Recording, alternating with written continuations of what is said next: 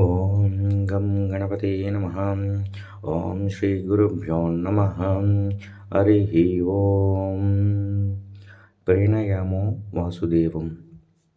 కృష్ణాయ వాసుదేవాయ హరయే పరమాత్మనే ప్రణతక్లేశనాశనాయ గోవిందాయ నమో నమః. ఈరోజు మనం జ్యోతిషపరంగా డిస్కస్ చేసేది ఆరవ భావం.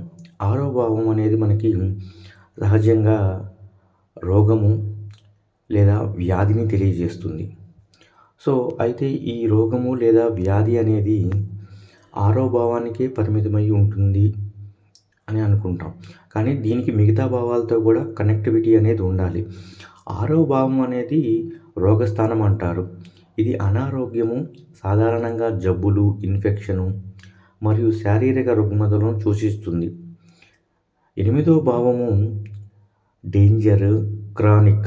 ఇది ఆయుష్ ప్రమాణాలను, యాక్సిడెంట్స్ను, శస్త్రచికిత్సలను మరియు త్వరగా నయం కాని దీర్ఘకాలిక వ్యాధులను సూచిస్తుంది. అదేవిధంగా 12వ భావం ఇది హాస్పిటలైజేషన్ను సూచిస్తుంది. ఇది ఆసుపత్రిలో చేరడం, చికిత్సకు అయ్యే ఖర్చు లేదా ఐసోలేషన్ గురించి చెబుతుంది. అలాగే 1వ భావం దీన్ని ధనుర్భావం అంటారు.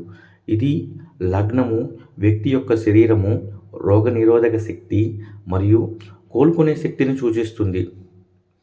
సో ఎవరి జాతకంలో అయితే 1, 6, 8, 12 భావాల కనెక్టివిటీ అనేది ఏర్పడుతుందో వాళ్ళకి రోగం అనేది ఉంటుంది అని చెప్పవచ్చు. అది ఎంత బలంగా ఉంటుంది, అది దీర్ఘకాలిక వ్యాధినా లేదా తాత్కాలిక వ్యాధినా లేదా ఇది క్రానిక్ డిసీజెసా అనేది వ్యక్తిగత జాతకాన్ని చూసి మాత్రమే చెప్పగలము.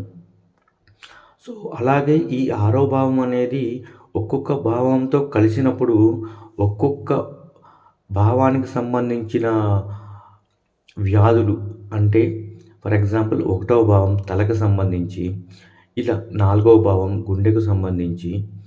సో దీనితో పాటు ఒక్కొక్క గ్రహము ఏ ఏ భావాల యొక్క భాగాలను తెలియజేస్తుందో శరీరంలో ఆయా భాగాలకు సంబంధించిన వ్యాధులు వస్తాయి అని మనం భావించవచ్చు.